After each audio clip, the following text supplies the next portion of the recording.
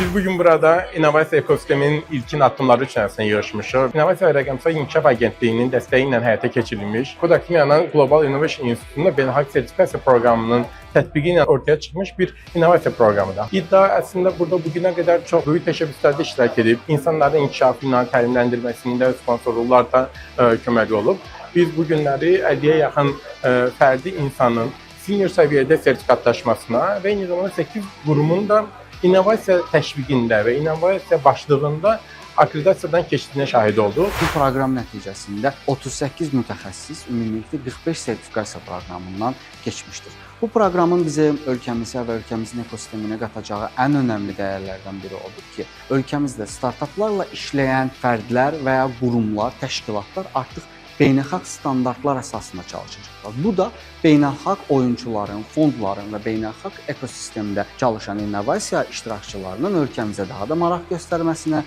ölkəmizə gələrkən, ölkəmizdə fəaliyyətlərini icra etməyə başlayarkən beynəlxalq akkreditasiya malik partnyorlarla, əməkdaşlarla işləyə bilməsi imkanını yaradır. Good evening, everyone. I would like to extend our deep congratulations to all organizations and universities who have been accredited by the Global Innovation Institute.